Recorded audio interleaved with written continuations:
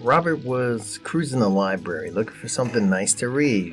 He often spent evenings sitting on the couch in front of the fire, curled up with a good book. But this time in the library, he ran across something that looked like it could be quite a rare find. Her name was Cynthia, and she was in the aisle looking at different books, the classics, and he thought, that's pretty interesting. And he looked her over, and she was a full-figured woman with glasses on. She kind of looked like a librarian. Imagine that.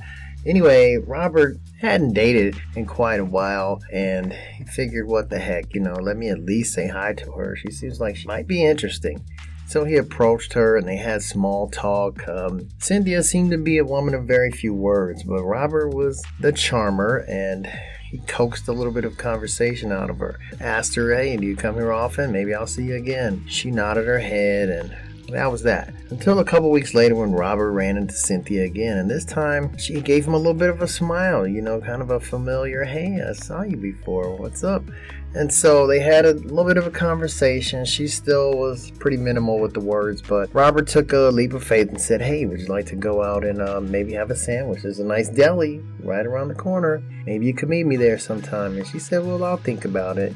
They ran into each other in the library a couple more times, and finally, Cynthia consented to have a sandwich with Robert. Just a sandwich, not like we're getting married. So they met at the deli and they ordered their meals, and they sat and they talked and laughed and smiled. Cynthia seemed to be opening up just a little bit more, and Robert liked what he was, seeing in Cynthia. So, of course, he asked if they could do it again, and Cynthia shyly said yeah, she agreed. And this went on for, a few months. They met at the deli and they had their sandwiches and they laughed a bit. After a couple months, Cynthia was opening up. She was telling a little bit about her life and herself, and Robert ate it up like it was part of the menu. And Cynthia liked the attention, apparently. They become sort of a thing. They start meeting up different places. They went to museums and art galleries and, hung out and laughed quite a bit. Cynthia opened up a little bit. And so now they were officially dating. Robert was really happy and excited about the prospect, and Cynthia seemed to be the same, although pretty conservative.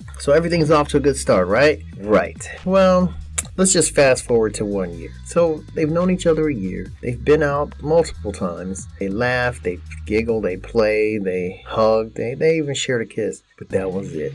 And Robert was thinking, wow, we've been together, and the best I could get was a kiss on the cheek. And not like it was all about sex or physical, but, that comes with the package, So Robert, he asked Cynthia what was going on, and then she started clamming up.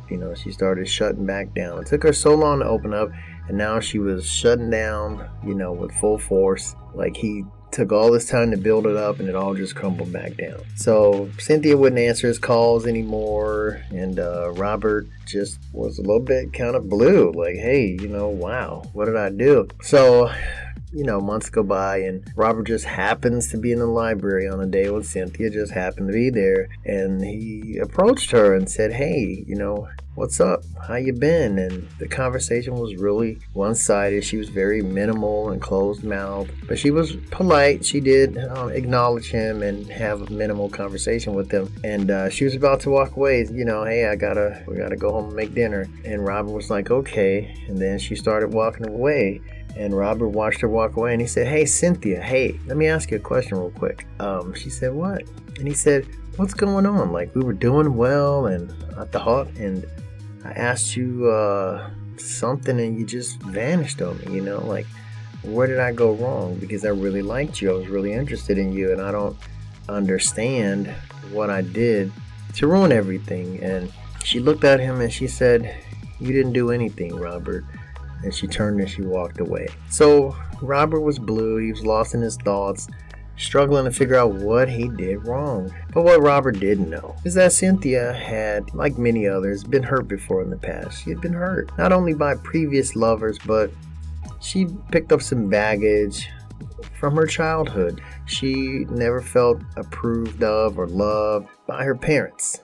And she grew up not having a lot of confidence, not having a lot of esteem. She didn't think she was beautiful. She didn't think she was worth it. And the world, unfortunately, had validated that notion for her. Her ex-boyfriend was verbally abusive and emotionally neglectful, and so was his predecessor, and she had just simply cemented her heart and thrown it into the bottom of the ocean. And while she was really interested in getting to know Robert better, she just couldn't bring down those walls. So sadly for Cynthia, she would go on to have a wonderful life alone with her books and her cats. And as for Robert, it was kind of a trauma to him because he blamed himself for a long time. And then in his next relationship attempt, he really overcompensated. He was like extra gentle and extra considerate and basically fearful that anything I do could suddenly just run people away. Like, is there something wrong with me? And because he was so inauthentic, the next several relationship attempts for him went